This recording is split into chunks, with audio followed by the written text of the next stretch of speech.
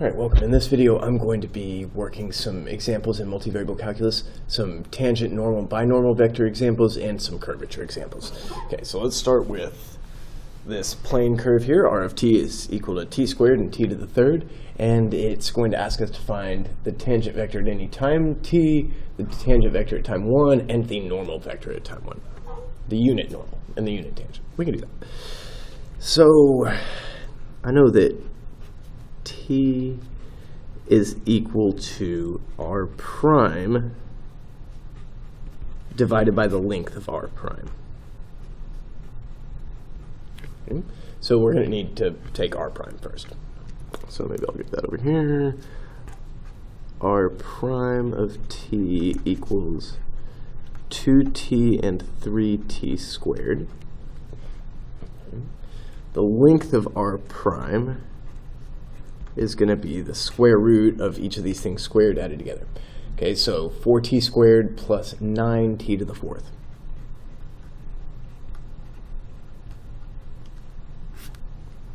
Okay, meaning that the unit tangent at time t is going to be 2t divided by that square root and 3t squared divided by that square root.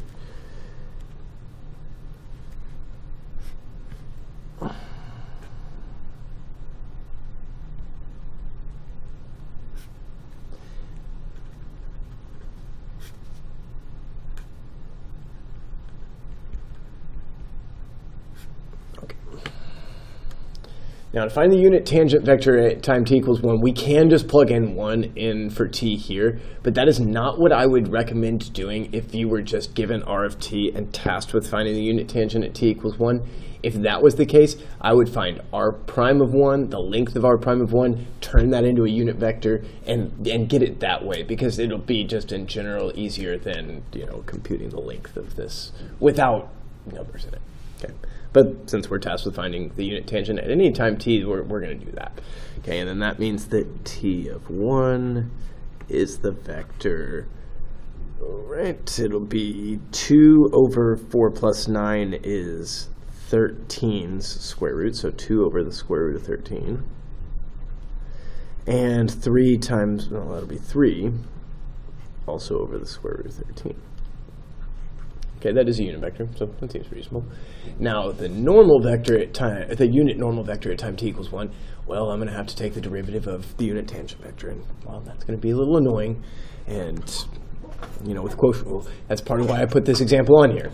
And I feel like the second one's also going to be pretty unpleasant, but just to show you that this in general can be pretty rough, so, be happy when you get the ones that have sine and cosine in them, and you can cancel stuff off and have a constant length, things like that. Anyway, so I'm going to say this, we know that n is equal to t prime divided by the length of t prime. Okay, t prime is going to be, all right,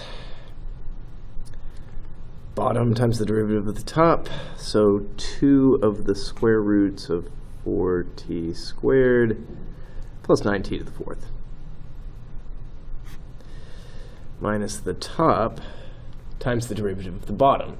Well, the derivative of the bottom is going to be 1/2 of 4t squared plus 9t to the fourth to the negative half.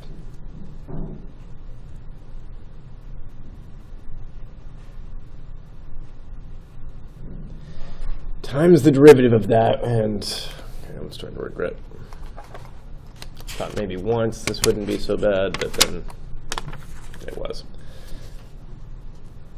All right, because I'm still doing top times the derivative of the bottom, and the inside of the bottom is going to have its own derivative. That'll be 8t plus 36 t to the third, all divided by the bottom squared, which is going to be just 4t squared plus 9t to the 4. Okay. Oh, no, I remember what I was thinking here. This is not going to be so bad. Okay, I mean, it's going to be this bad, but no worse. And so the other one is bottom times the derivative of the top, so that would be 6t times the square root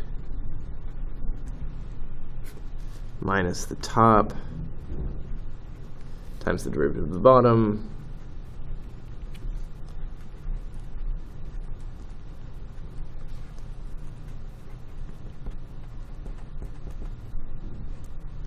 okay, all divided by the bottom square. I mean, this is going to look the same.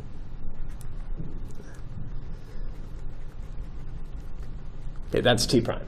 So what I'm going to do, if I want the unit normal vector at t equals 1, I'm going to plug in 1 into here and get t prime of 1, and then I'll find the length of that numerically rather than algebraically, right? We don't want to square each of these components, add them together in a square root and take the, right?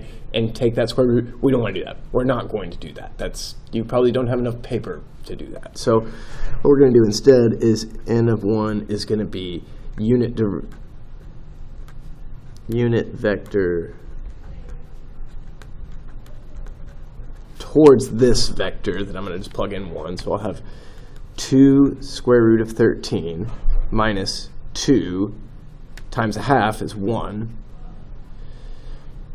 T equals 1, well, that's going to be 13 to the negative 1/2. That's 1 over the square root of 13. But I know I'm going to have something multiplied by it over here. So that would be 8 plus 36 is 44. I might decide to, put this together in common denominator. I think, yeah, that's going to be the thing to do. But, well, we'll get there in a second. And then over here, well, let's see. And then over here, just plug in the same thing. 6 root 13. Oh, whoops. I forgot to divide by 13. Yeah, this is something that we're going to want to clean up on. Ooh, I've got another idea. So that would be 6 root 13 minus, okay, that would be 3 times a half is 3 halves. That's annoying. Times, well, that'll still be 44 over root 13, and I'll still be dividing by 13. I think you're looking at this, and I'm not going to get a unit vector in that direction. Yeah. Bring this thing out. And we're going to, definitely going to use a fraction bar here. 2 root 13 minus, put another fraction bar in. See how it likes that? Yep, doesn't care. You can't see that. Oh, pardon me. 44 over square root of 13 divided by 13 is going to be that number. There we go. We've got it. And hold on to that, though. And then I'm going to do 6 square roots of 13 minus 3 halves of, yeah, sure, times 44 divided by square root of 13, all divided by 13. All right, there's my components of t prime at 1. Okay. Now what I'm going to do is I'm going to take each of these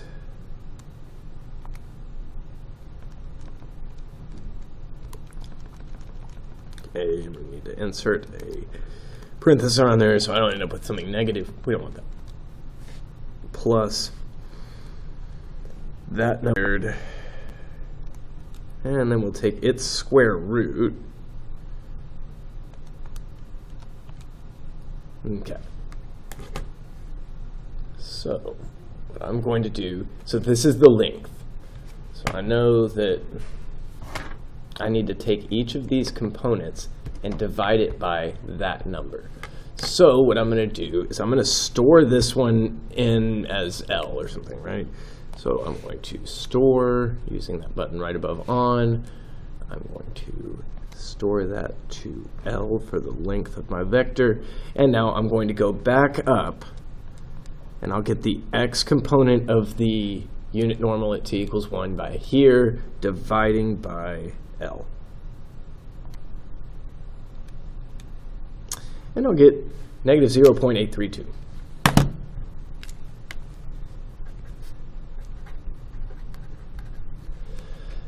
then I'll do that with the y component, which is that 0.256 number divided by L. I'll get 0.555.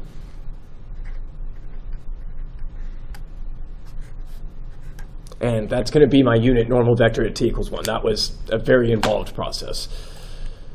Kind of regret putting it on there, but it's okay. All right, so here we got t to the 4, and 4t. And we're going to find the unit tangent, unit normal, and unit binormal vectors at t equals 2. So we're going to need to start by getting r prime. R prime of t is going to be 1, 4t to the 3, and 4. Okay. Let's see. In order to get n, I'm going to need the unit tangent at any time. So I'm going to say, okay, length of r prime is going to be the square root of 1 plus 16 is 17 plus 16 t to the 6. Oh boy. T equals 2 may have been a mistake. I just didn't want to be too repetitive and say t equals 1 twice. I probably should have done t equals -1, but it's all right.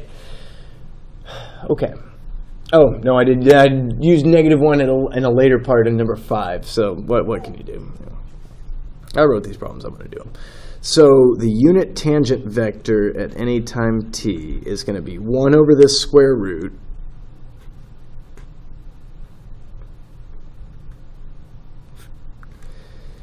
4t to the 3rd over that square root .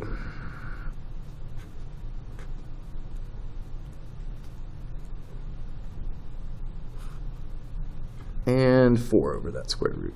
Oh, that actually won't, taking the derivative of this won't be so bad because only one of these has a top at all. The rest of these I can just express as a power of 17 plus 16t to the 6. Okay, so while I'm at it, I might as well just find t of 2 right now. The unit tangent vector at t equals 2 is going to be, all right, 2 to the 6, 64. Okay, I know that. So 64 times 16 and then add 17, I'm going to need this thing. I don't know that. Not that good at arithmetic. So 17 plus 16 times 64 is going to be 1,041.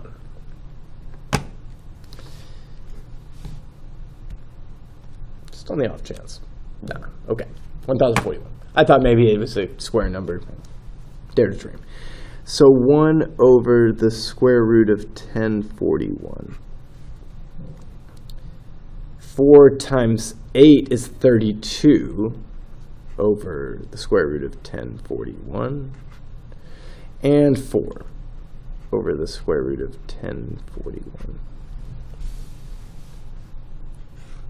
That's the unit tangent vector at t equals 2. And oh man, that binormal vector, I can already see the difficulties coming up. Not looking forward to crossing this against whatever n is going to be, but it's going to be all right. So t prime is going to be, all right, I am going to rewrite these two of them as a power of 17 plus 16t to the 6. And I'm going to do it right here, so I can have the right thing to look at when I'm taking the derivative. So that was 17 plus 16t to the 6th to the -1/2 power. And then this thing is going to be 4 of those.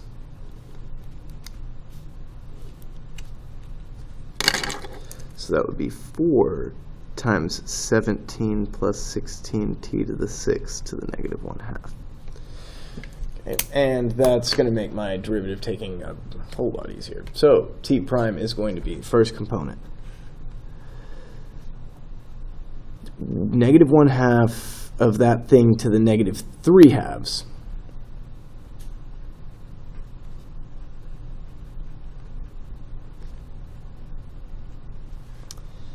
I'll do that one last, right? That's going to require the quotient rule. I'm just going to do that one. So negative half of 4 is negative 2. 17 plus 16 t to the 6. Again, to the negative 3 halves, I'm subtracting 1 from the power when I take the derivative. And I am not observing the chain rule. Okay, that was a huge mistake. Pardon me.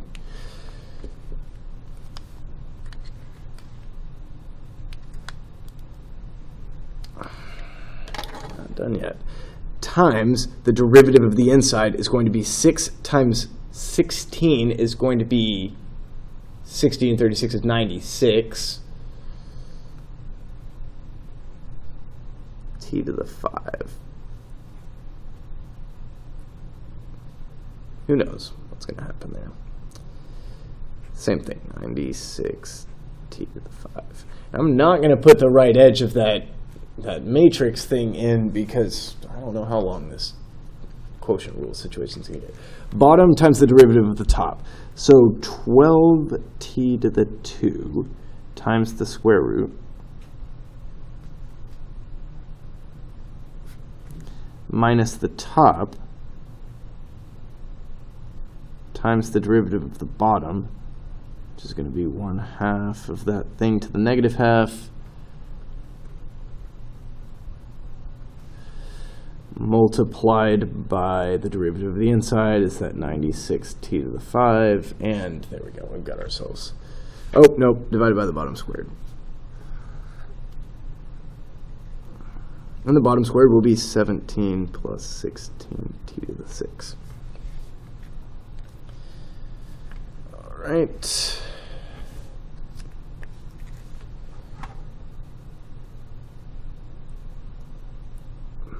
Then, what am I going to do? I'm going to plug in t equals 2. I'm trying to find a way out of it. I don't think there is a way out of it. So t prime of 2 is going to be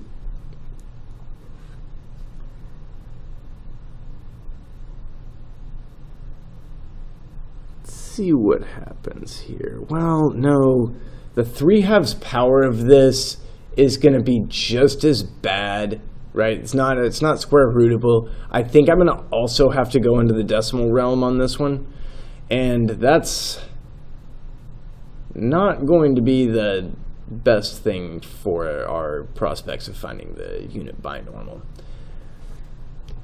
But yeah, you see how this is going, and well, you know that the ones I'm going to give you on the quiz are going to be a little better, and they're better because they involve trig, right? And that sine squared plus cosine squared thing oftentimes have a constant length. And so I'm thinking, yeah, I'm going to actually run these through. So, hate to make you watch me do that, but I don't know what else to do. You know, besides 2 hours long of me doing computations, and nobody wants that. So negative 1/2 of 1041, I know that, to the negative 1.5 times 96 times 2 to the 5th is 32. And I get a really, really small number. Okay, so negative 0.0457.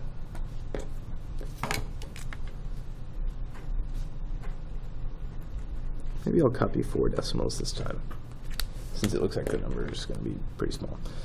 All right, 12 times t squared is 48. The square root is, you know, times 1041 to the 0.5 minus 4t to the 3rd is 4 times 8 is 32. Times 1/2 is going to be 16. Times 1041 to the negative 1/2 power times 96t to the 5. Okay, that's the numerator, and then I'm going to divide by that 1041, and I get 0.243.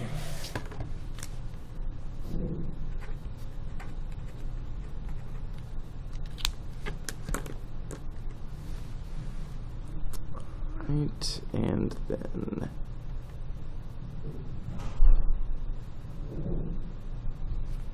this one. How is this one different?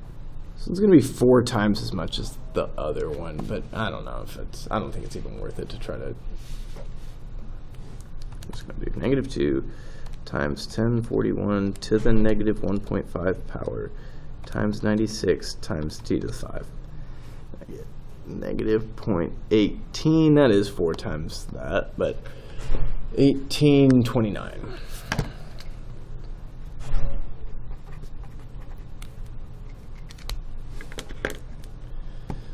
All right, that's squared, and you can put parentheses around it, or we could just delete the negative. That's what I'm going to do. Plus that squared plus the first one.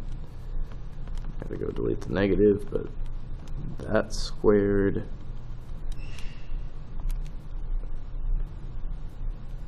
take the square root to get the length of that vector.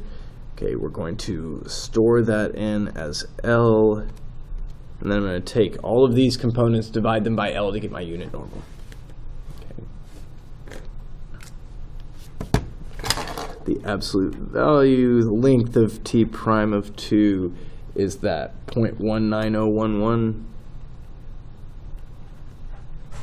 number that I just calculated and stored in L. So I get normal vector at time, unit normal at time 2 by taking this and dividing by that. So I'm just going to divide all those components, get myself the normal, and describe to you how I would get the binormal, but I'm probably not going to do it. So I can do all the problems in this video. Okay. I'm going to take this, divide by L. And that was component 3, I think, the -1829. Yeah, that would be. So unit normal vector at time t equals 2 is -0.9622. The 0243 number, there it is. Divide that by L.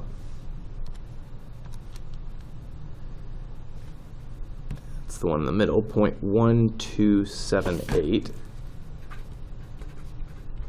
Top one was -0457. There it is. We're going to divide that one by L. I'll get -0.2405. Okay. Now I've got my normal vector, my unit normal vector.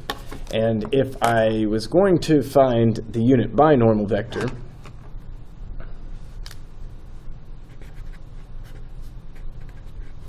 I would take t and cross it with n.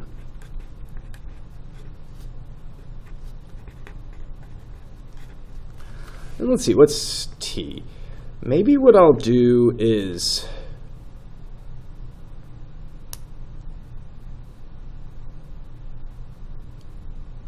no, this is not the type of cross product we need to be able to take in this class. This problem just got out of control.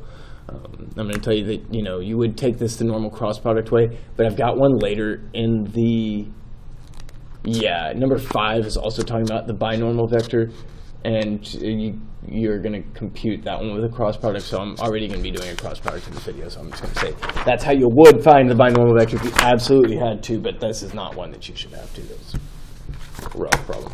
Okay, find the domain. This is going to be much, much better for us. Okay, so f of t is equal to log of 25 minus t squared.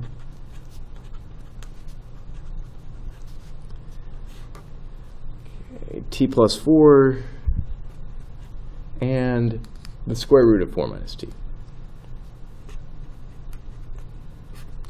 Okay. There's pretty much 3 things that we're not going to be able to do. We're not going to be able to take the log of a negative, or a number that's not positive, 0, or a negative number. We're not going to be able to take the square root of a negative number, and we're not going to be able to divide by 0. So kind of on one hand, I might write this as, okay, can't take log of a not positive number. Okay, so this means that log of 25 minus t squared needs to be log of a positive number, else it doesn't make sense. So I'm going to say that 25 minus t squared needs to be a positive number.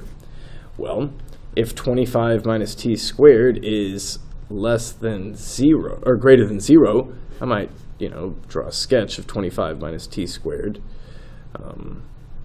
That's 5 plus t, 5 minus t, another way of looking at it. Either way, it's going to be a downward facing parabola that has zeros at 5 and negative 5. It's supposed to be parabola. 5, negative 5, and so it's greater than 0 here in between these values. Okay? So that's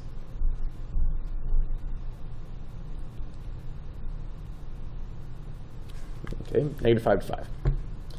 Okay? On the other hand, I also know that we can't be taking the square root of a negative number. We can be taking the square root of 0, though, so what I'm going to say is that 4 minus t needs to be at least 0. Okay, so then that's where t is less than or equal to 4. So this, this third component exists when t is between negative infinity and positive 4.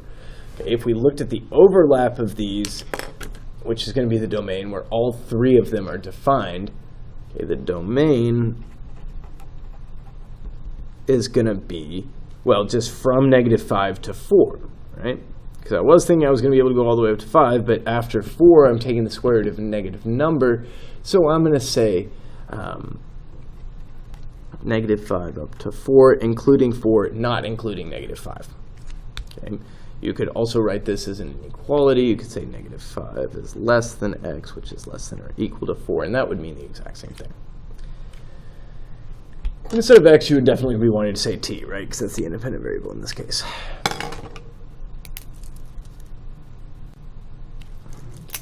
There you go. That was number 3. Show that the helix has constant curvature. I hope it does have constant curvature. Does it? Yeah, I think it should. All right. This is 3-dimensional, so I'm going to use the formula for the curvature of a space curve. Although, the other formula does describe the curvature of a space curve. It's probably not the best formula to use. So what I'm going to do instead is I'm going to say, all right, G is 5 cosine t, 5 sine t, and t.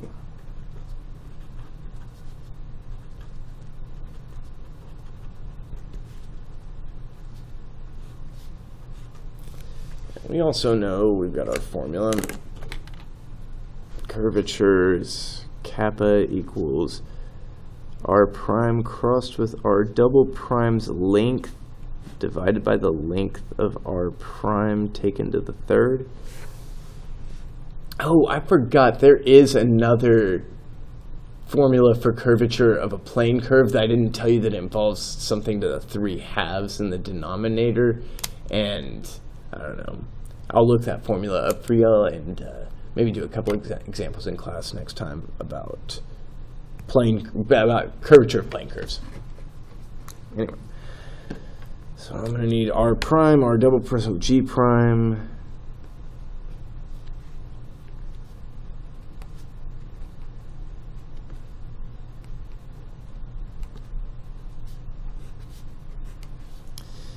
And g double prime is going to be negative 5 cosine t, negative 5 sine t, and 0. And so we're going to cross those. We've got all the ingredients we need. We need to cross those, take that length, and divide by the length of g prime taken to the third power. Maybe I'll just find the length of g prime right now. It's going to be the square root of 25 sine squared plus 25 cosine squared.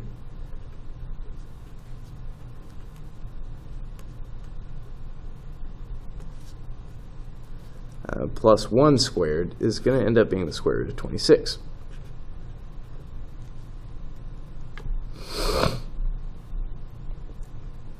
Okay. Cool. Whatever. we'll work with that when the time comes.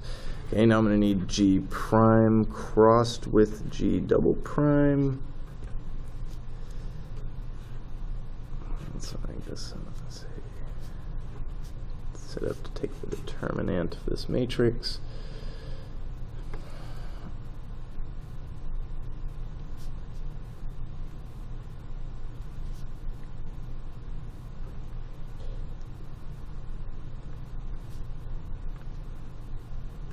All right, so this is going to be I times that determinant, positive 5 sine t. I don't like to look at that. Minus j times 5 cosine t plus k times 5 sine, or 25 sine squared t minus, okay, plus 25 cosine squared t is going to be 25. All right. Yeah, and this is going to have a constant length, so yeah, the curvature is going to be constant. Okay, the length of G prime crossed with G double prime is going to be equal to the square root of 25 sine squared t plus 25 cosine squared t is 25. Plus 25 squared is 620. And that's going to be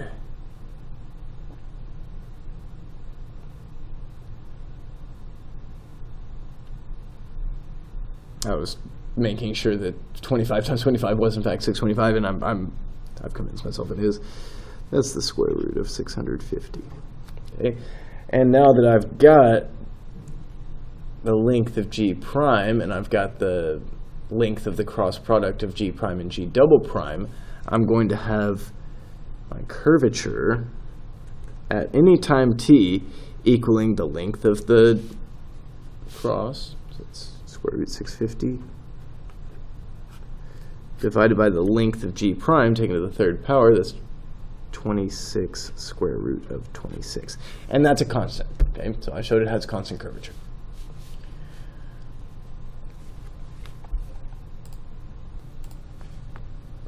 All right, for this next one, I had to do a whole lot of like right-hand rule convincing myself that B crossed with T is going to be equal to N. Okay. What I did was I went back to the IJK scenario, right? Because we know that I crossed with J equals K, which is equivalent to T crossed with N equaling B.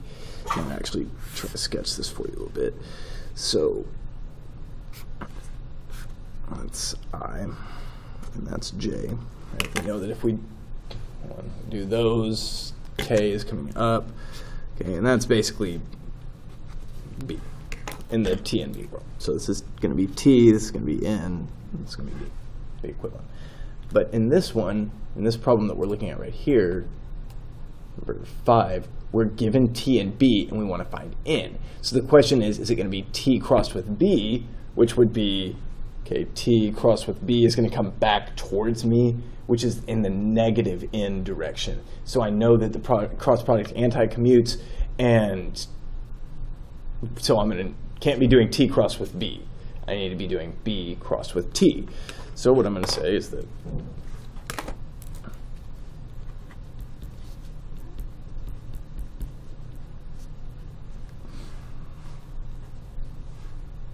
okay, N equals B crossed with T. So if I've got B equals 0, negative 3, 4, crossed with, oh goodness, that can't be. Hold on a second.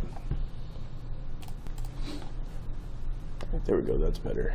Okay, that's somebody's tangent, or binormal and tangent vectors. What I had written was not anybody's tangent or binormal vectors because they weren't unit vectors and they weren't orthogonal. So I fixed it now. Okay, this is definitely it. So to get the normal vector, the unit normal vector, I'm just going to cross these like that. I'm gonna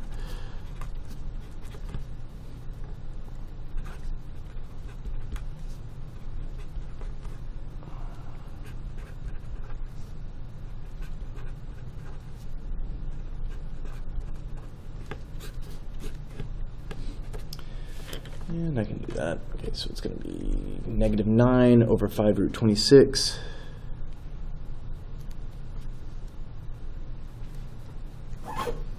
Minus 16 is -25 over 5 root 26 times I minus 0 minus 4. Okay, so it would be positive 4 over 5 square root 26 plus k times 0 minus this negative 1 would be positive 3 over 5 26. Okay. And that's going to be my unit normal vector that we can recover from B and T. Right. And then we're going to use the table to determine the curvature of R at T equals 2. And all right, R is 1, 4, 1. R prime, which I don't need. I need R prime crossed with R double prime divided by the length of R taken to the third power. Okay, so R prime crossed with R double prime. We said 4, 4, 7, which I think is the beginning of Pythagorean quadruple. If I have any luck at all here. Okay, so I need to cross these.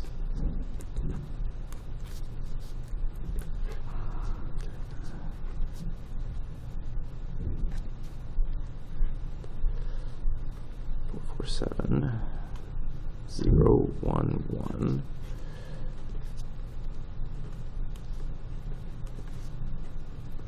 Okay, 4 minus 7 is -3. 4 minus 0 is 4. 4 minus 0, yeah. And then 4 minus 0. Okay, I'm confused there. That's going to be 4. Okay, so I've got myself -3, -4, and 4. Okay. The length of that cross is going to be 9 and 2/16, the square root of 41. The length of R prime is the square root of 2 4s is 16, 16 is 32, plus 49. Oh, what do you know? That's 81. Okay, so that's 9. Okay, so curvature is going to be square root of 41, not 49, divided by this to the third, 9 to the third, 729. I don't know, not worth it. I'm just going to say 9 to the third. Yeah, sure, 729. All right, and that's all I got for you for this problem set. It's not my best problem set ever, but you know, TNB vectors, you know, over the course of multivariable calculus, not really something we're going to be coming back on regularly. So, thanks for watching.